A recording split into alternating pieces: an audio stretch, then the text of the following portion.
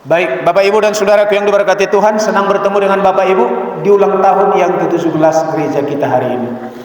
Dan ulang tahun negara kita yang ke-78. Dua ulang tahun ini adalah merupakan dua event ataupun dua kejadian yang sangat kontradiksi. Satu sisi di usia yang ke-78 menggambarkan itu adalah masa lansia. Dalam ukuran manusia, ketika lansia tentu tidak ada banyak lagi yang bisa diperbuat. Masa lansia sesungguhnya adalah masa menanti perhatian dan uluran tangan dari anak-anak dan orang yang mengasihi. Karena dari segi manusianya sudah kurang mampu bergerak ke sana kemari, apalagi untuk melakukan sesuatu hal. Tetapi usia 17 ini berbeda. Usia 17 itu adalah masa-masa ingin menemukan jati diri. Masa-masa yang penuh dengan masalah karena terlalu lasak dalam tanda kutip ya. Jadi kalau anak kita 17 tahun itu masa bagi kita untuk wanti-wanti. Kenapa? Masa di mana mereka sudah mulai menemukan jati diri mereka. Terkadang sering membuat masalah di tengah keluarga. Kenapa? Karena ketika kita sebagai orang tua menasihati mereka, mereka akan menjawab, "Nah, itu kan udah kolot, udah kuno. Sekarang udah zaman teknologi, Pak." Gitu ya. Karena itu dua event ini, dua usia ini adalah sangat bertolak belakang, tapi sesungguhnya dua-duanya bisa menjadi berkat pelayanan di gereja ini, sehingga pelayanan di gereja ini tetap bisa dinikmati setiap umat, baik orang lain di luar jemaat kita, tapi kita berlomba untuk menjadi berkat bagi banyak orang. Saya melihat ini, saya teringat beberapa waktu yang lalu, karena kebetulan minggu yang lalu selama 4 hari saya mengikuti seminar di Jakarta di gereja Korea, dan pada hari Minggu kita diizinkan setelah ibadah di gereja Korea, kita diizinkan untuk mengunjungi satu gereja yang sangat berkembang dan sangat maju di Jakarta. Tempatnya kebetulan yang saya kunjungi adalah gereja NDC di Center Point di daerah Lebak Bulus itu. Ibadah yang saya ikuti waktu itu adalah gelombang keempat dan jumlah yang hadir ada 1.800. Jadi gereja itu ada 6 gelombang. Saya ikuti gelombang keempat dan yang hadir 1.800. Saya juga menyaksikan contohnya persembahan mereka enggak lagi seperti kita ini. Persembahan sistem apa namanya? Scan ya? Apa dia? Scan ya? Hah? Apa namanya itu? Ya, QRIS ya. Tinggal fotokan, selesai. Sehingga 1.800 jemaat yang hadir, waktu untuk memberikan persembahan hanya 3-5 menit. Luar biasa. Kalau kita tadi kan sampai capek song leadernya kan udah selesai lagunya, balik lagi. Tapi semua itu punya makna-makna tersendiri bagi kita ya. Artinya saudaraku, kita memang dengan kemajuan teknologi ini kita harus berkembang, kita harus berkompetisi. Kalau tidak, gereja kita akan ditinggalkan oleh orang. Maka saya melihat, karena kebetulan sebagai sekretaris distrik, saya mengamati gereja-gereja kita di distrik 2 ini. Salah satu yang eksis dengan live streaming adalah Glory Menteng 7 ini. Tapi saya nggak tahu berapa dibayar itu yang mengurus itu live streaming itu. Nggak dibayar. Luar biasa. Ya, kita bersyukur kepada Tuhan menitipkan orang-orang yang memberi hati seperti itu. Kita rindu dan kita berdoa Tuhan juga akan mengirim orang yang memiliki hati, yang rindu mengenal Tuhan dengan talenta yang mereka miliki. Sehingga pemilik-pemilik talenta yang berbeda-beda minggu-minggu yang akan datang ke depan akan hadir di gereja ini untuk mengembangkan pelayanan, sehingga nama Tuhan dipermuliakan lewat gereja kita ini. Amin. Saya melihat nuansa hari ini, saya tak tahu apakah di semua gereja di sini kebanyakan saya lihat merah dan putih. Itu lambang kemerdekaan ya kan, perjuangan. Indonesia merah darahku, putih tulangku, bersatu dalam semangatku. Nah, merah dan putih itu adalah lambang semangat ketika bersatu. Itulah bendera kita. Jemaat ini yang sudah 78 tahun dan 17 tahun, ketika bisa bersatu padu akan melahirkan satu semangat yang luar biasa, menjadikan gereja ini menjadi gereja yang diberkati Tuhan, karena umatnya diberkati Tuhan. Amin. Karena itu satu pesan firman Tuhan hari ini Bapak Ibu, sebagaimana yang ada di dalam buletin kita akan baca dari kitab Mazmur pasal 133 ayat yang pertama sampai dengan ayat 3. Saya mencoba ini karena 3 ayat. Ayat yang pertama dipakai ataupun dibacakan oleh jemaat yang memakai pakaian nuansa merah. Ayat yang kedua akan dibacakan oleh jemaat yang memakai pakaian nuansa putih. Ayat yang ketiga akan dibacakan oleh jemaat yang memakai pakaian nuansa di luar putih dan merah. Kita akan melihat nanti suara yang mana yang lebih kuat ini, ya kan? Mazmur 133 ayat pertama sampai dengan ayat 3. Mari dimulai dengan ayat yang pertama dari jemaat yang memakai pakaian nuansa merah, yaitu tentang persaudaraan yang rukun. Dua-dua ya.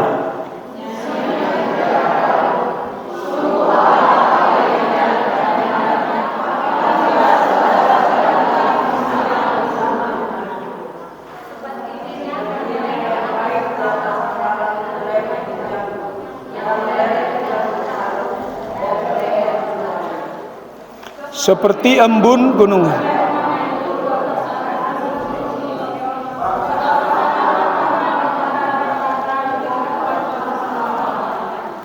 Amin. Kira-kira suara yang mana yang lebih kuat? 1, 2, atau 3? 1. Ada yang bilang 1, ada yang bilang 2, ada yang bilang 3. Oke, kalau begitu mari kita baca bersama-sama. Kita akan melihat bagaimana ketika 3 nuansa ini digabung menjadi 1. Dua-dua ya dari awal.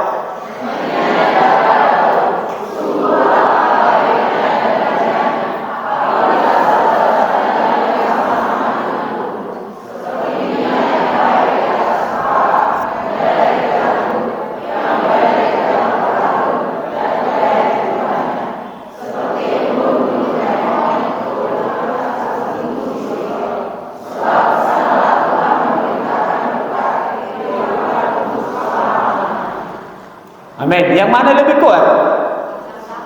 Sama-sama ya. Ketika kita sama-sama. Nah, saudara-saudaraku, saya akan berbicara hari ini tentang hospitality. Hospitality itu apa ya? Kalau tema gereja kita kan tahun ini brotherhood ya. Kalau ada bendera ataupun spanduk itu yang dikirim ke gereja itu brotherhood. Persaudaraan, merasa bersaudara. Nah, satu bagian dari brotherhood adalah hospitality. Ketika ada hospitality, maka brotherhood akan terwujud. Nah, kira-kira hospitality ini apa? Kepedulian lah ya, bicara tentang kepedulian. Nah, saudara-saudara, baru keluar, pernah lihat rumah sakit? Pernah masuk rumah sakit? Pernah dapat jodoh di rumah sakit? Hah? Ada yang kepingin masuk rumah sakit? Jadi kalau yang kerja di rumah sakit gimana? Nah, rumah sakit itu biasanya apa yang kita bisa lihat dari rumah sakit? Ada para perawat, para medis, dan ada orang yang sakit. Orang yang sakit ini masuk ke rumah sakit tujuannya apa? Hah? Untuk berobat, mendapat pertolongan gitu ya. Dan biasanya ketika orang mendapat pertolongan dari rumah sakit dan dia pulih dan sembuh, apa yang dia rasakan? Sukacita gitu ya. Hospitality ini adalah kepedulian terhadap sesama. Ketika kita peduli dengan sesama, maka sukacita, damai sejahtera, ucapan syukur itu akan hadir di dalam hidup kita.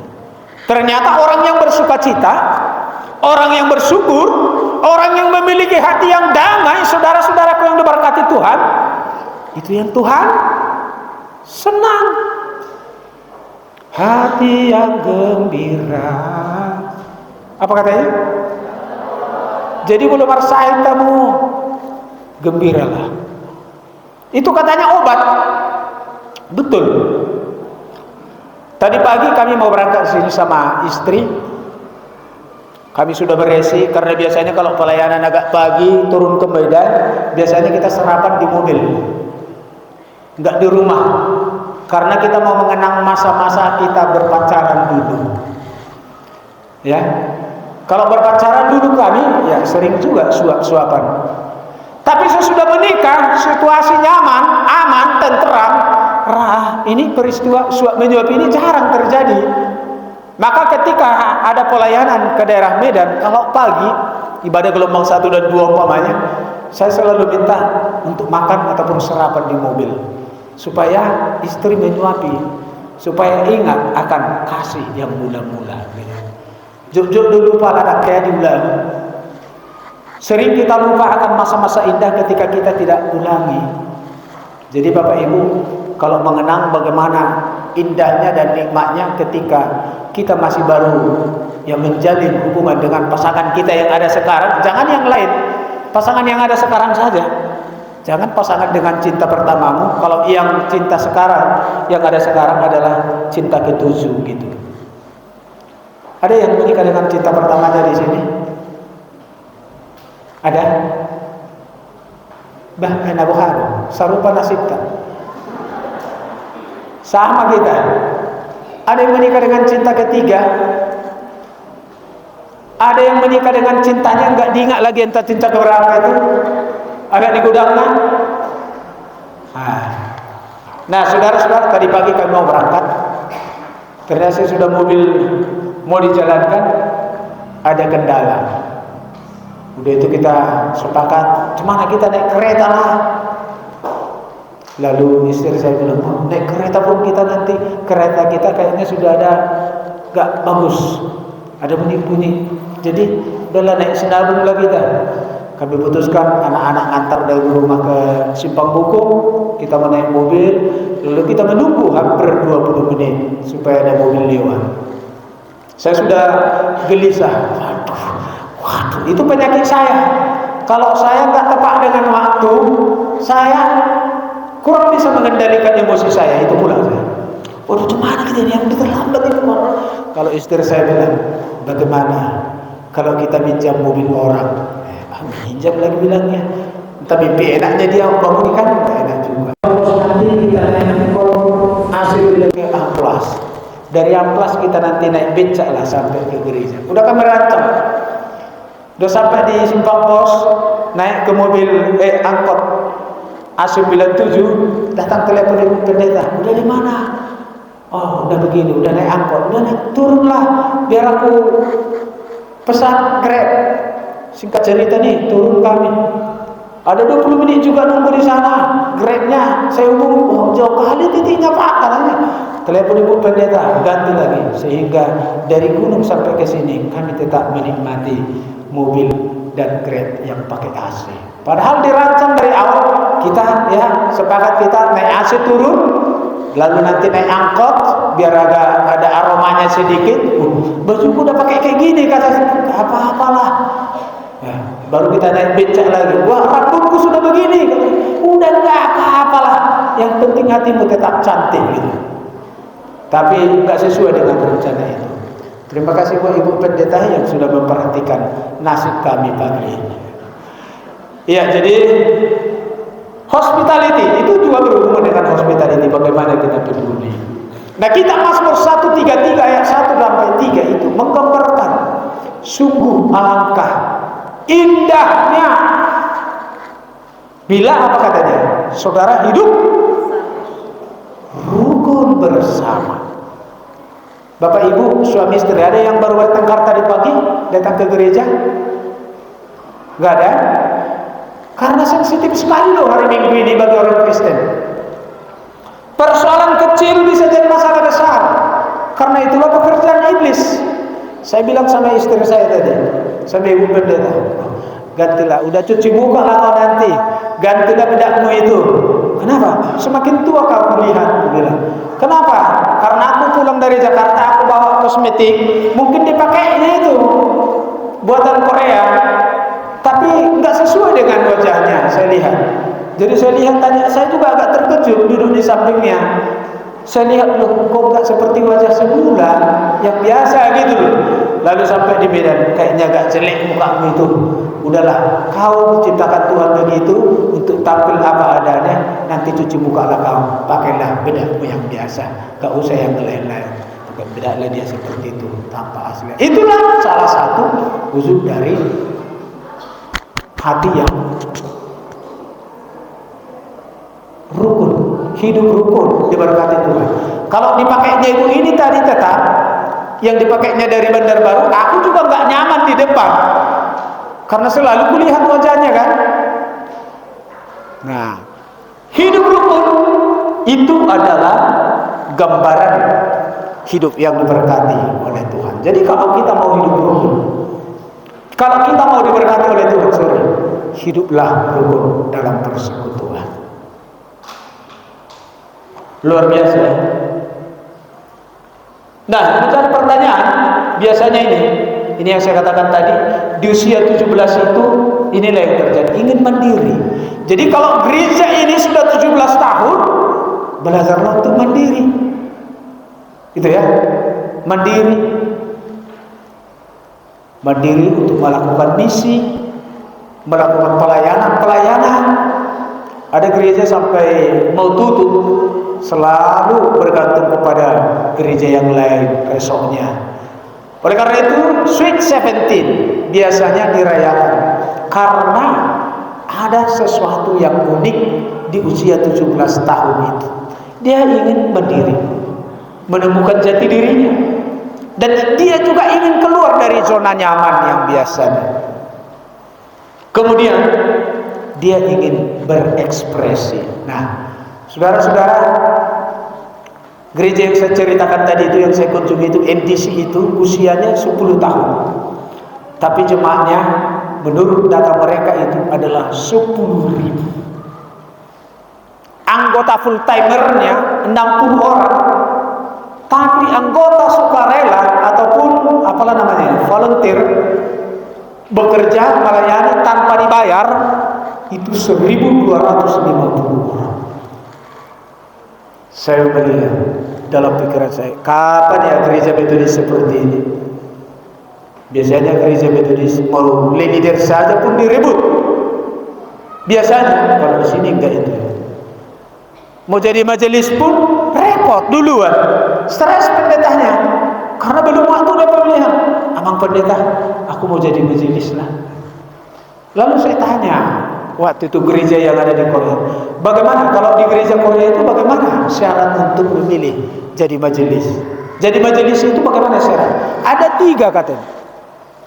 Jadi kalau di gereja Korea itu nggak dipilih majelis Pak katanya. Lalu gimana? Pendaftar. Loh, kalau di Indonesia, gereja manapun di Indonesia dibuat pendaftaran, ya semua jadi majelis. Ada syarat. Syarat yang pertama, dia harus rajin dalam beribadah, dan mereka itu ada datanya, data kehadiran setiap minggu. Kemudian aktif dalam setiap kegiatan gereja. Kemudian jadi contoh dalam memberikan perpuluhan.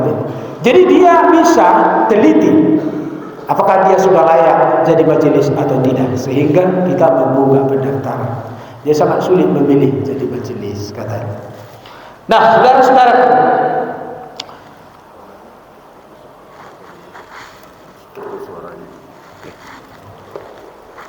kira-kira menurut Bapak Ibu, apa yang kita cari dalam hidup ini? Dalam hidup kita ini, kita kan berjuang ini dari pagi bangun cepat, pulang malam, pencaharian pas-pasan gitu ya. Kira-kira dalam hidup kita ini apa yang selalu kita cari Bapak Ibu? Mau cari apa kita melakukan ini dan itu? Apa kira-kira? Mengaluluyahan. Hah? Karena? Karena? Karena jauh debata.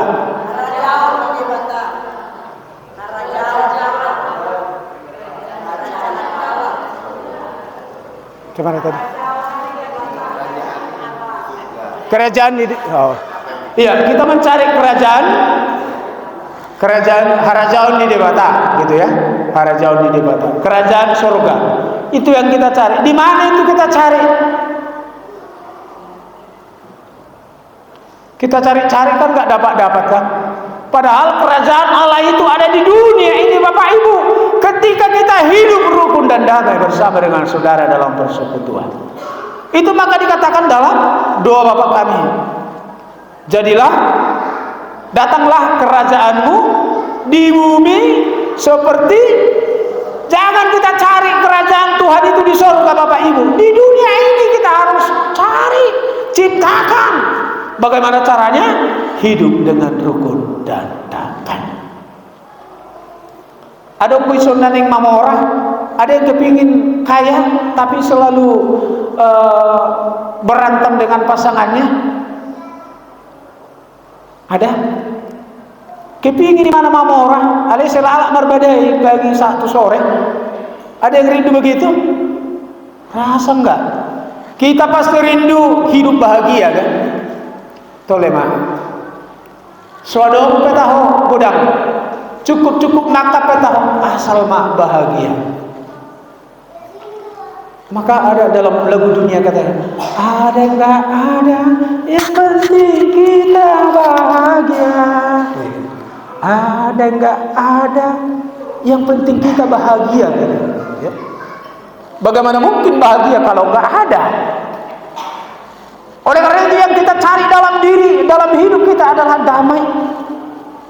Di mana kita cari damai itu, Bapak Ibu? Di mana kira-kira? Ada yang bilang di hati, ada lagi di mana?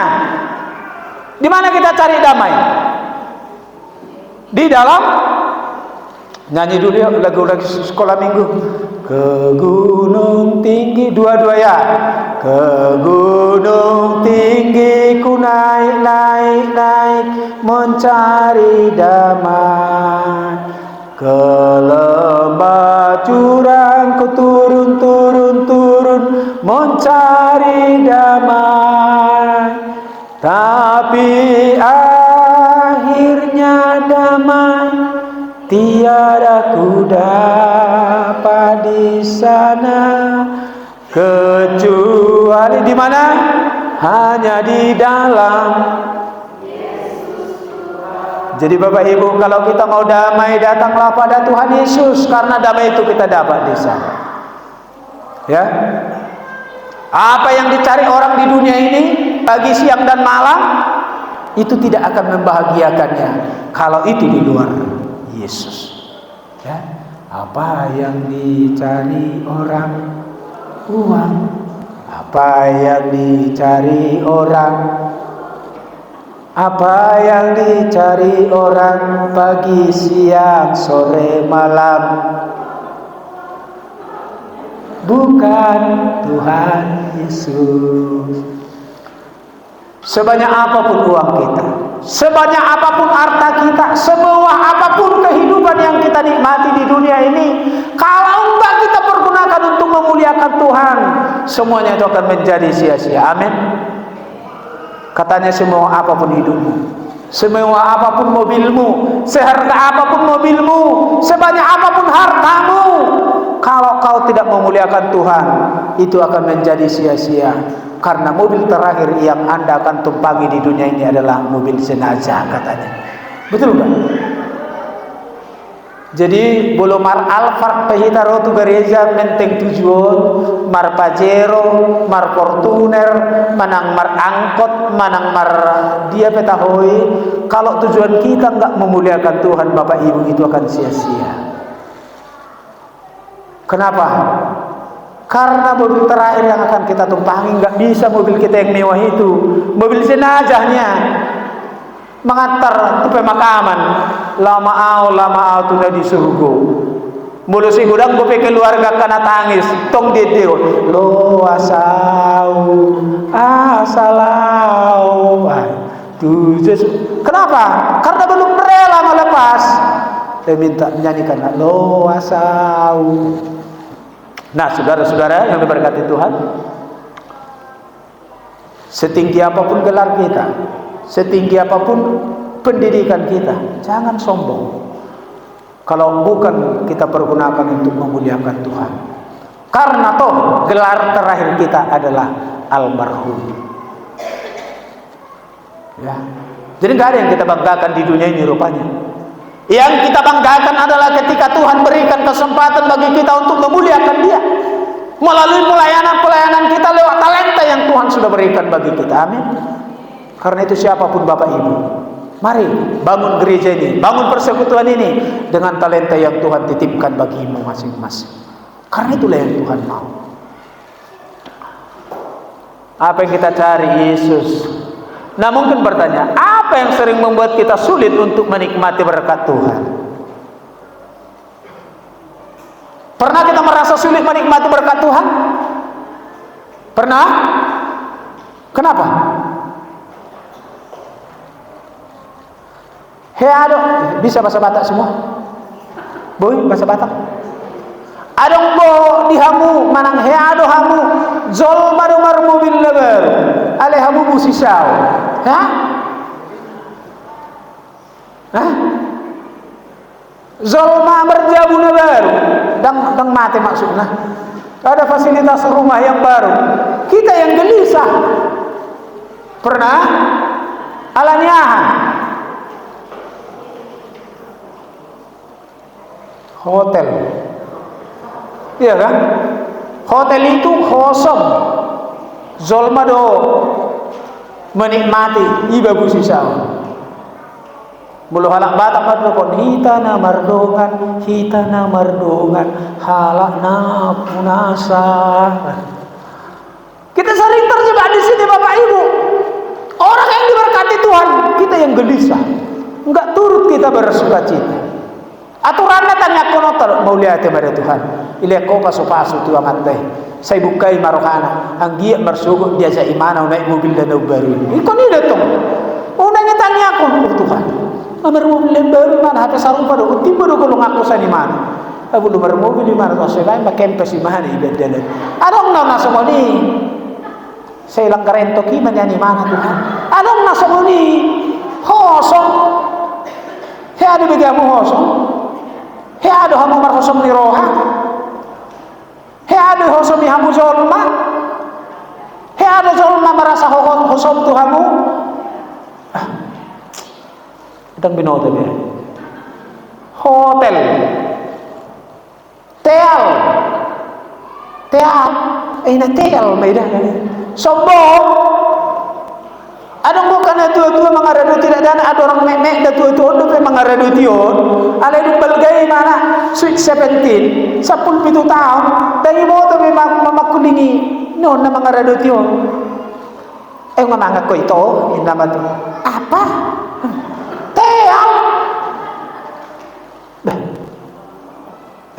Nalek ke baba zumi. Siapa sih? Tel. Sombong mata songoni maraon, sombong. Kan? Ada guna songoni. Sulit menikmati berkat Tuhan.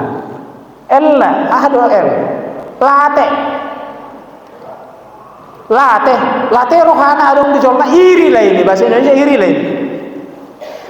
Selalu mendoakan yang tidak benar bagi orang. Kira-kira itulah. Itu yang membuat kita sulit untuk menikmati. Nah, kita kembali kepada hospitality. Bagaimana kita peduli dengan sesama. Mengapa hospitality itu penting? Mengapa kita penting peduli sama sesama? Alasan yang pertama adalah, mari kita baca dua-dua ya.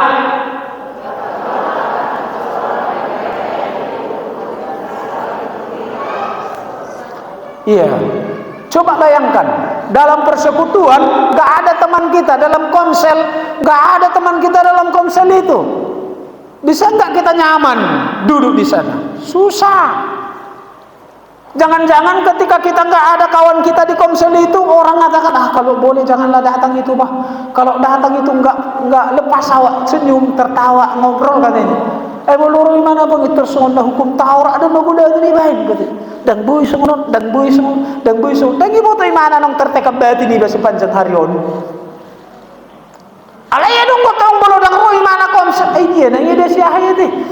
Esona masih holi bebah, mulu dak roi mana esona morulo lasmi roha di Komsel tahu. Ada yang gitu. Jadi inilah semalam anak saya ada yang kelas 2 SD, berarti usia 7 menjelang 8 tahun. Saya cerita ke dia, kami di meja bersama dengan keluarga, abangnya, kakaknya. Kami cerita tentang memberi, berkorban, gitulah ya.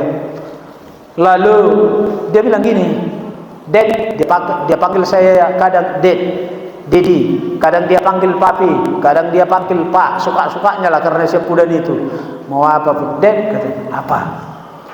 Hidup kita ini loh, enggak harus memiliki, katanya. Jadi, ya hidup kita ini juga kan harus memberi, berbagi itu indah, katanya. Lalu saya simpulkan dari sini, ternyata kebahagiaan tidak selalu diukur dari seberapa banyak yang kita punya, tapi seberapa banyak yang bisa kita beri. Itulah hidup. Meraih kemerdekaan, itulah dia. Indonesia ini nggak mungkin merdeka kalau nggak ada orang yang mau berkorban. One person, apa namanya? Boleh jahamu? Jahamu Joseph tadi.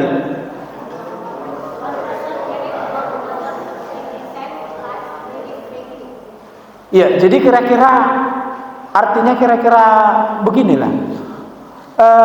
Perhatian seseorang itu terhadap orang lain, itulah nilai tertinggi di dalam hidupnya. Itu kaitannya dengan ini tadi. Jerai berarti memberi. Ya. Nah, yang kedua, coba tebak gambar dulu. Siapa yang dapat tebak gambar ini? Saya kasih hadiah nanti di perlombaan itu. Apa nih? Dari gambar ini kira-kira apa yang ada dalam bayangan kita tentang ini? Hah? Stres mental? Hah? Neritik? Ada memang saya? Hah? Pening kepala, banyak pekerjaannya, banyak PR. Apa lagi? Hah? Kurang hiburan. Karena itu hospitality mengurangi frustrasi. Jadi kalau kita peduli kepada sesama, itu juga mengurangi frustrasi. Mengurangi frustrasi bagi dia dan mengurangi frustrasi kita. Banyak kita yang tertekan, banyak kita yang frustrasi karena kita tidak bisa berbagi. Dengan kita berbagi, ada sukacita tersendiri. Jadi kalau tidak ingin frustrasi, berbagilah dengan sesama. Berbagilah dengan suami. Berbagi itu bukan hanya dompet, bukan hanya uang, tapi berbagi senyum pun bisa lah. Nang pedokon, senyum nih, asing senyummu pagi om. Song dah biasa, song ini senyummu tuh, berarti ada maumu. Nang pedok song ini nggak apa-apalah. Penting kita berbagi. Nah, Bapak Ibu, yang ini coba tebak. Apa ini? Kebersamaan. Ada lagi? Hospitality meningkatkan semangat kerja. Mulu peduli dohita, dongata dipunguata, semangat mahita mengula.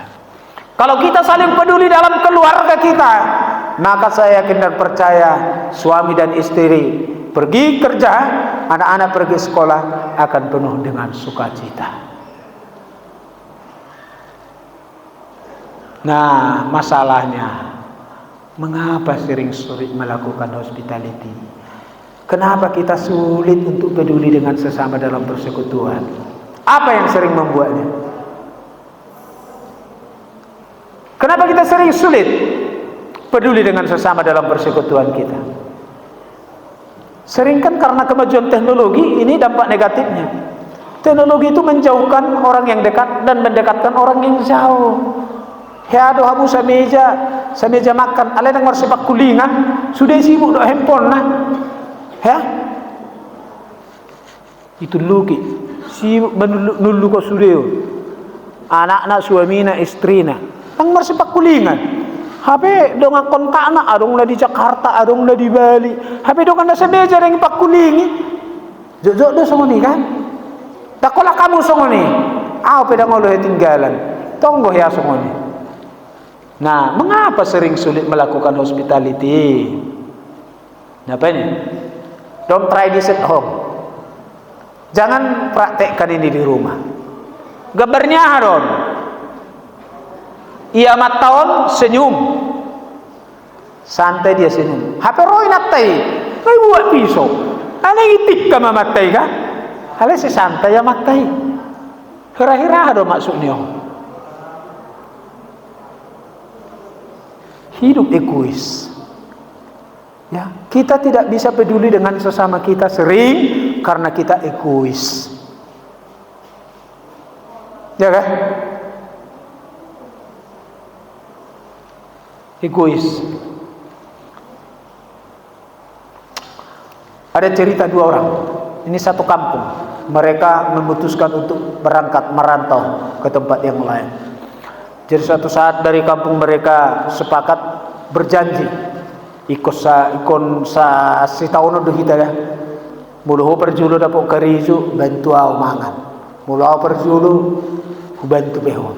Soalna HP na masa kelas ni roha manang sitauno ikon bersiru do hita dah. Sepakat na sida demi berangkat. Ketika mereka berangkat, suatu saat mereka harus melewati hutan. Di hutan itu tiba-tiba mereka dengarkan suara wow, suara harimau. Mereka ketakutan, lalu mereka memanjat pohon. Berlomba mereka memanjat pohon sambil harimau itu mendekati mereka. Karena mereka berusaha untuk menyelamatkan diri mereka masing-masing, maka yang satu berusaha untuk naik ke atas, dipijaknya kawannya ini, pijaknya kepalanya sampai dia ke atas. Tiba-tiba kawannya ini terjatuh, tergeletak, dan harimau itu juga sampai. Lalu harimau itu mencium dia. Tetapi harimau itu tidak memakannya, tidak memangsanya. Tapi harimau itu meninggalkannya. Ketika harimau itu sudah meninggalkannya, tiba-tiba kawannya yang naik tadi itu turun dengan cepat, pura-pura membantu. Loh, gak dimakan kau ya? Apa katanya? Apa kata harimau itu sama kau? Harimau itu bilang sama saya, mulai sekarang, mulai sadari unang Allah mardonga tucol mana songol hinda kan? Ala nadang tikos parang ini. Inna harimau itu ada. Dari saudara-saudara yang diberkati Tuhan, terkadang penampakan luar itu menjanjikan, tapi isinya sesungguhnya dalam tanda kutip kurang baik atau busuk. Dunia, itulah dunia yang kita hadapi Bapak Ibu. Sehingga kita sering mendengarkan lagu mungkin, dunia ini apa namanya, panggung sandiwara, mengapa kita berpura-pura. Dunia ini rupanya karena dosa sudah berpura-pura dan selalu berusaha untuk menyalahkan orang lain.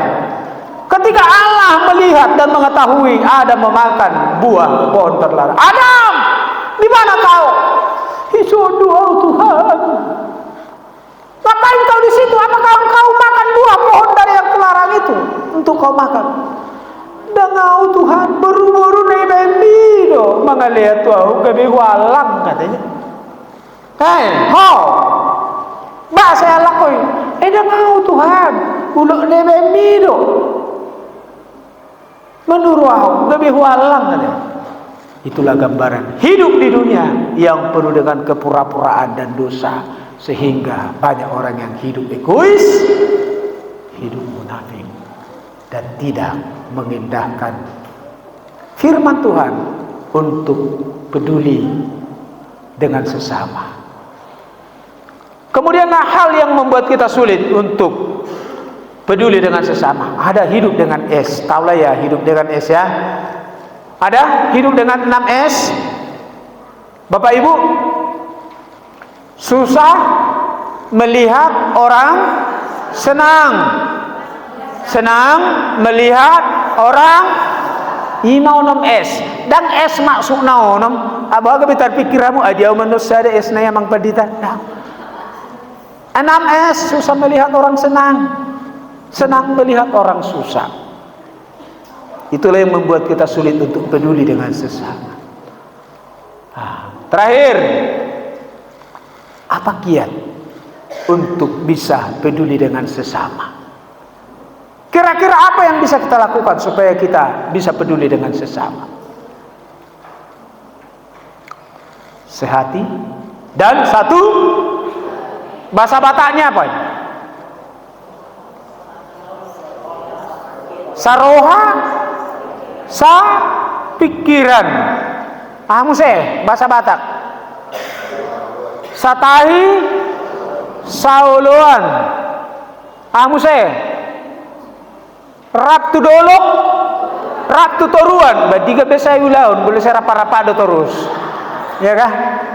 Sehati sepikiran, satu tujuan, berarti ada visi yang menuntun. Jadi Bapak Ibu dan Saudaraku, gereja kita ini akan diberkati Tuhan berkembang, maju ketika kita punya visi.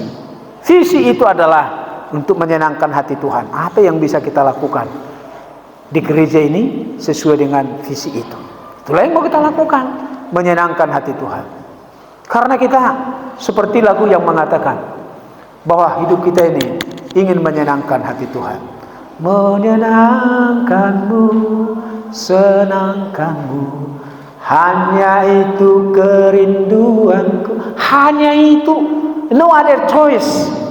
Tidak ada pilihan yang lain, hanya untuk menyenangkan hati Tuhan melalui pelayanan kita, di keluarga kita, di persekutuan kita, di pekerjaan kita, dimanapun Tuhan utus kita. Tujuan kita adalah menyenangkan hati Tuhan lewat kesempatan yang Tuhan izinkan untuk kita lakukan. Amin. Jadi sengod dia penarong sonari boleh narohamu masuk nama ruhaulian ni inatai dijamu, tetaplah menyenangkan. Demikian sebaliknya. Ya. Yang kedua, rendah hati. Rendah hati itu intinya adalah bagaimana kita bisa mengedepankan orang lain. Bagaimana kita bisa mengedepankan orang lain. Itulah gambaran orang yang rendah hati. Ada orang nonton film? Pernah nonton film? Film apa yang ditonton? Korea, ya, drakor. Pernah nonton? Kira-kira kalau Bapak Ibu menonton film yang kesukaan, apakah film Korea ataupun film di SCTV? Kalau di rumah saya, istri saya suka dia SCTV, saya sering tertekan batin karena harus mengedepankan dia, harus. Ya itu bagian pengorbanan loh. Saya menonton tapi karena dia masih nonton, dia pegang remote ini. Jangan pergi kemana-mana remote-nya, jangan pindah kemana-mana. Saya tertekan batin, anak-anak tertekan batin, tapi kami harus tepuk dada supaya penting istri bisa bahagia. Iya, seperti lagu itu kan, demi kau dan si buah hati, terpaksa aku harus begini. Nah, biasanya kalau menonton film itu, siapa yang ada dalam pikiran kita? Hah? Menonton sebuah film itu, yang ada dalam pikiran kita itu siapa biasanya? Apa Pak? Siapa biasanya? Pemeran utama gitu ya. Pemeran utama yang ada dalam pikiran kita ini. Anak mudanya kalau film India. Kalau film Cina Andy Lau kalau ada dia main di dalamnya kan pemeran utama. Tapi tak pernah kita teringat dengan sutradara Bapak Ibu. Iya kan? Film itu tidak akan bisa tayang sebagus itu kalau sutradara tak ada. Di gereja juga begitu. Banyak orang menjadi pemain di gereja, tapi yang mau menjadi sutradara tidak mau. Kenapa?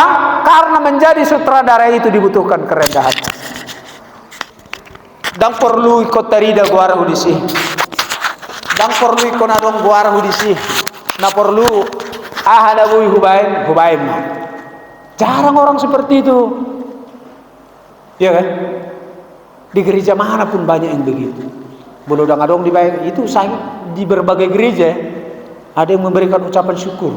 Tak calo doa mulia teom siana mata padita parhusip gudangna 27.000. Tu gereja mai 5.000, tu pembangunan 5.000, tu dia pemusai. Tu dana misi 5.000, tu dia depe. Kalau ngalaso masuk 5.000 dan diwartahol 5.000, hetur dijumpai pengurus gereja. 5.000 enak yang darang masuk depe ucapan syukur. Padahal banyak orang dikasihnya ratusan ribu, tapi dibuatnya jangan buat nama aku ya, NN lah buat katanya, no name.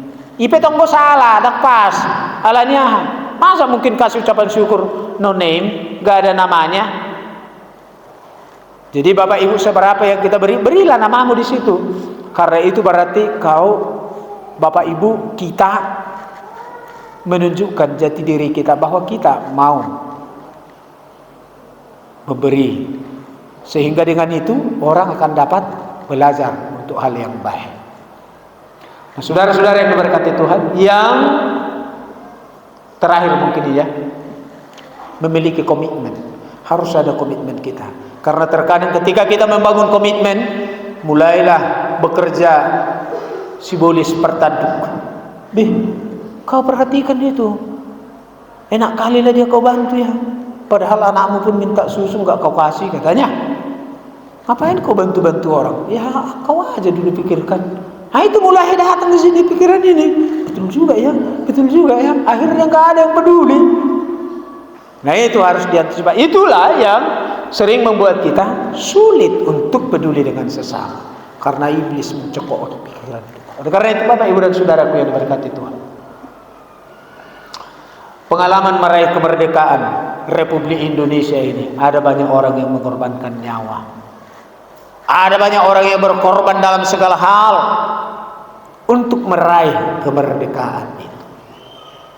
Orang Batak sangat terkenal dengan lagu itu. Apa itu lagu orang Batak peperangan itu? Bute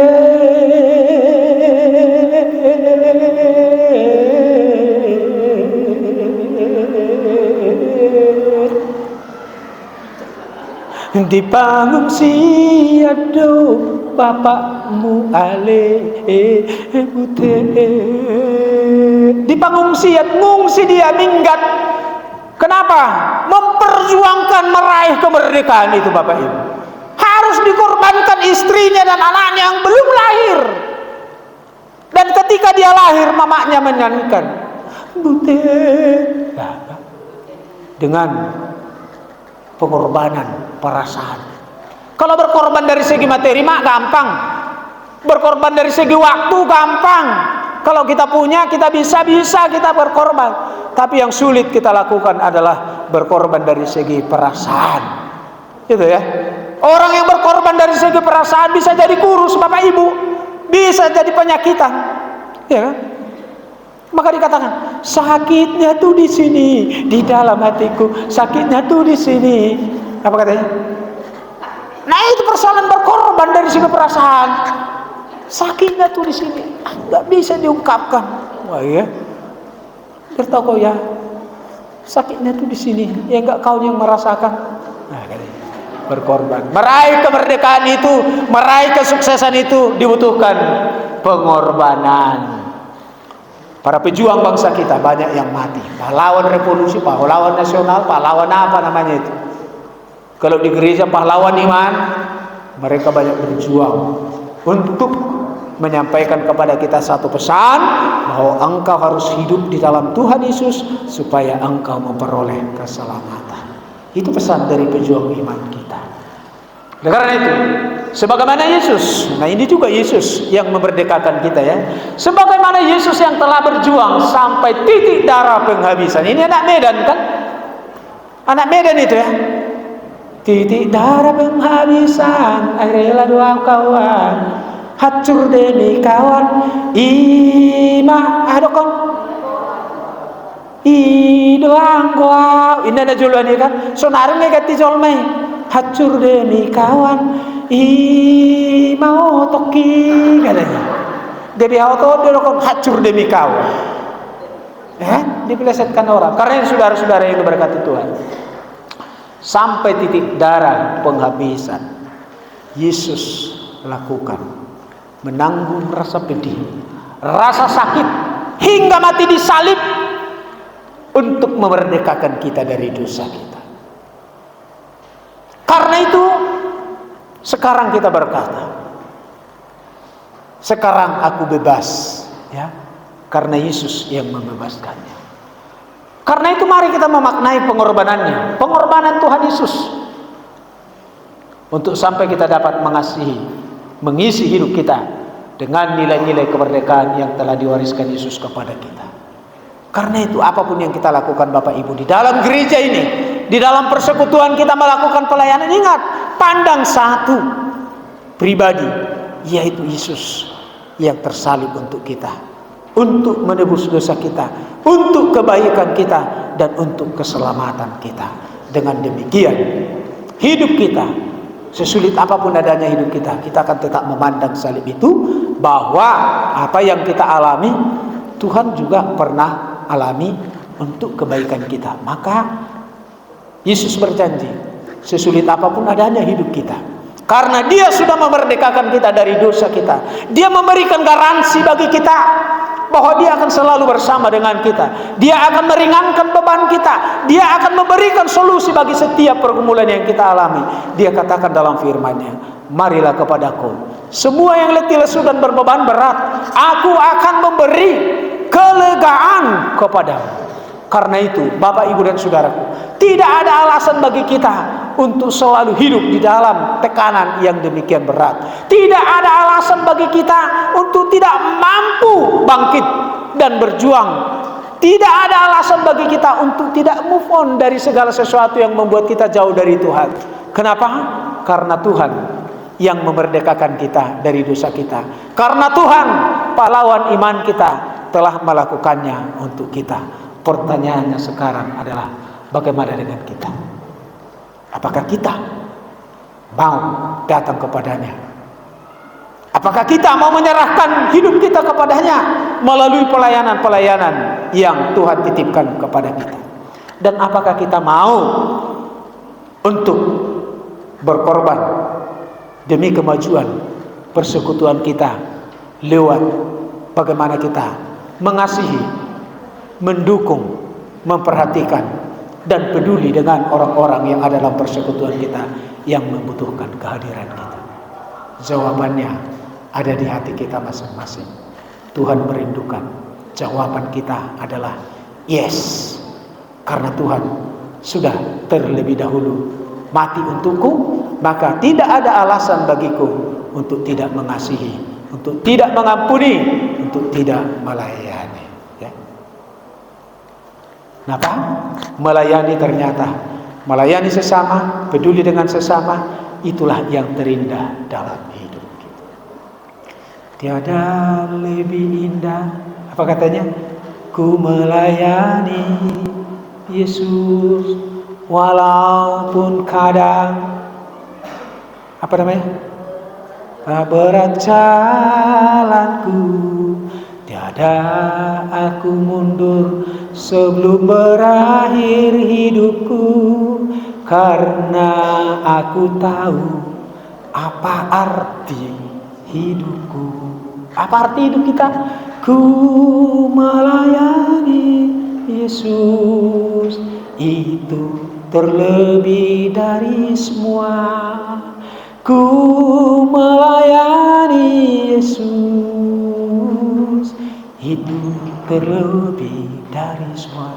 Di mana kita bisa menemukan Yesus itu? Di dalam setiap diri kita, di dalam setiap diri orang yang sudah ditebusnya dari dosanya. Maka kemerdekaan ini mari kita maknai dengan kita harus berkorban untuk membawa jiwa-jiwa dimenangkan untuk Tuhan. Usia 17 years old, usia ke-17 tahun ini, mari kita maknai. Mulai usia ke-17 tahun ini, kita harus berubah. Keluar dari zona nyaman kita. Dan kita harus berusaha untuk maju. Untuk berdikari. Keluar dari zona nyaman. Dan untuk menjadi berkat bagi orang-orang di sekeliling kita. Supaya kehadiran kita bisa dinikmati oleh orang lain. Dan kehadiran kita dapat memberikan warna yang berbeda, warna yang memberikan satu pelayanan di dalam Tuhan yang membawa jiwa-jiwa mensyukuri setiap berkat Tuhan dan bersandar kepada Tuhan saja, sebagai Tuhan yang menitipkan kita ada di dunia ini hingga saat ini. Jadi Bapak Ibu, lewat perayaan ulang tahun ke-17 tahun gereja ini di tempat ini, mari kita sadari bahwa kita semua umat Tuhan yang ada di gereja ini, kita dititipkan Tuhan di dunia ini untuk sementara waktu. Dan waktu yang sebentar itu, mari kita manfaatkan untuk memuliakan Tuhan melalui pelayanan kita. Bagaimana kita peduli dengan sesama kita sebagai wujud hospitality. Tuhan Yesus memberkati. Mari kita berdoa. Bapa di dalam surga, terpujilah Engkau Tuhan. Kebenaran